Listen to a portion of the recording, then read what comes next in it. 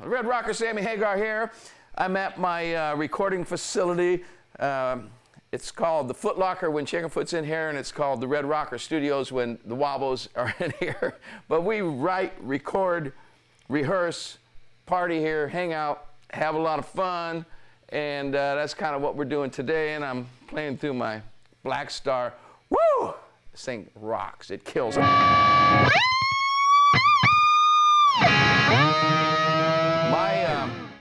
introduction to Blackstar amps was from Vic Johnson, my guitar player in the Wobbles. And Vic, he's an equipment freak. He goes to all the NAMM shows and he plays through everything. And he calls me up from down there one year and he's going, dude, I'm telling you, man, I'm playing through this amp. You got to hear this thing. He's just going off and off and off on me. And I'm going, yeah. You know, I don't care about amps. Just bring me one up here and I'll plug into it. And if I like it, I'll play it. That's kind of the way I've always been as a guitar player. I'm not like Joe Satriani and Vic Johnson, and you know, most great guitar players are searching for their sound constantly. And I just plug into things. Hey, it sounds pretty good. And what I base a sound off of is how it allows me to play. If it makes me play, I feel like I can play better with that sound, then I like that sound. It isn't like me hearing that sound, so, ooh, I like that sound. Because sometimes I like a cleaner sound and I can't play as good through it. So Blackstar gives me like all this versatility, you know, with one pedal, just one on off. I get overdrive for solos and a nice clean sound for rhythm. And nothing's real clean when I play it, but you know, relatively clean. And it's so warm and it's got so much headroom. I love it. So it's probably the first time in a long time that I plugged into an amp that makes me play better, you know, lets me play. I feel good and loose, and the sound is inspiring. That's, for me, it's all you got. That's why I'm playing it. I like the Series 1. Some people like amps with 5 rows of volume and all this stuff. You know, me, I'm simple, man. I don't want a whole bunch of stuff because it's too complicated. And the Series 1 is just really, it just really got it all. And 100 watts is perfect. I play loud on stage, you know, and you might say 100 watts, that's all I use, but I have it cranked. And I don't use ear monitors. I like to hear, I use floor monitors, old style, big side fills. I like to hear the whole band loud and powerful. It drives me and it makes me sing better and perform better. And this is perfect, you know, couple 412s and I'm good to go. The difference between this Blackstar 100 series and some of the other products that are on the market and some of the more popular amps over the years in the hard rock music that I play, and I played through everything. I have every amp there is on the planet.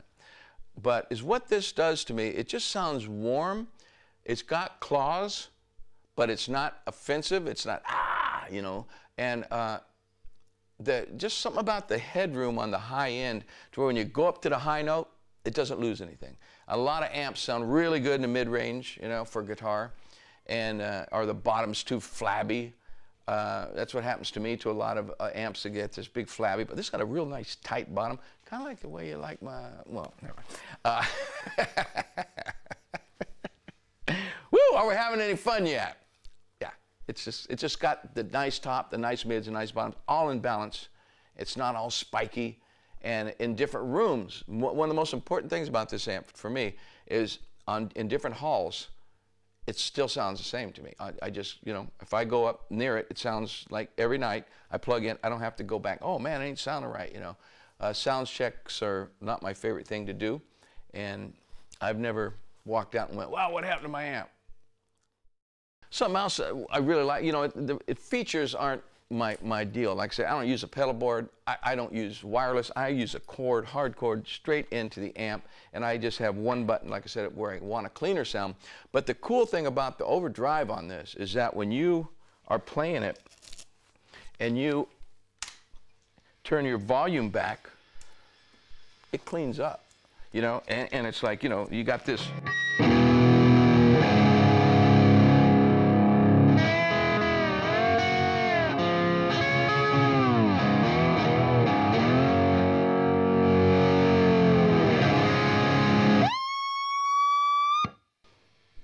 Fat, you know, clean, thick.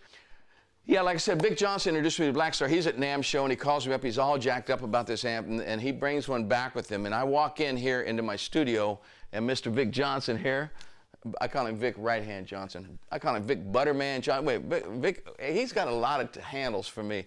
But, and I walk in, and I'm going, whoa, he's going, yeah, and he just keeps looking at me, and he keeps turning the volume down, and he plays this other lick, and then he was just messing with my brain really bad. So of course I'm saying, hey, come on, man, let me plug into that thing, you know.